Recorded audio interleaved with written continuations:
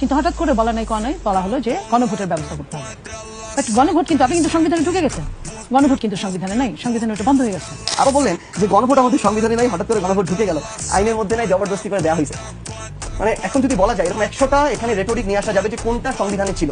আপনি আমাকে আমার জায়গা থেকে ওই 5ই আগস্টের অভ্যুত্থান থেকে সংবিধানে ছিল, শেখ হাসিনা হেলিকপ্টারে করে পালিয়ে যাবে এটা সংবিধানে ছিল, তারেক রহমান দেশে ফিরে আসবে এটা সংবিধানে ছিল, বেগম খালেদা জিয়া মুক্তি পাবে সংবিধানে ছিল, নির্বাচন হবে সংবিধানে ছিল, 26-এ মাননীয় প্রধানমন্ত্রী হবে জনাব তারেক রহমান সংবিধানে ছিল, কোনো কিছু ছিল না। অ্যাকচুয়াল যেগুলো আপনাদের পক্ষে যায় ওইটুকু শুধু মেনে নেবেন, ওইটুকু সংবিধান আপনি কাজে লাগাবেন। আর এখন একটা গণভোট, যেই গণভোট মানে কিন্তু এটা আমার দলের না, এটা এনসিপি না। আমরা যদি দেখি এখানে দুইটা আলাদা আলাদা জিনিস, যেমন একটা ভোটের মধ্যে দিয়ে বিএনপি সরকার গঠন করেছে, একদম আলাদা স্বাধীন আরেকটা জিনিস হচ্ছে আরেকটা ভোটের মধ্যে দিয়ে মানুষ সংস্কার চেয়েছে, পরিবর্তন চেয়েছে, গণভোটের জুলাই সনদের বাস্তবায়ন চেয়েছে। তাহলে আপনি শুধু আপনার সুবিধার জন্য জিনিসটা করবেন, আর যেটা মানুষ চায়, মানুষ আলাদা করে ম্যান্ডেট দিয়েছে, ওইটা আপনি করবেন না শুধু একটা কারণটা হচ্ছে আপনার ক্ষমতা জনগণের কাছে কিছুটা ডিসেন্ট্রালাইজড হয়ে যাবে, প্রধানমন্ত্রীর ক্ষমতা রাষ্ট্রপতির কাছে কিছুটা ডিসেন্ট্রালাইজড হয়ে যাবে, মানুষের সাথে এই জনগণের সরকারি দলের ক্ষমতার একটা ভারসাম্য আসবে। এই জন্য আপনি এটা করতে চাইতেছেন না, এটা হইতে পারে না।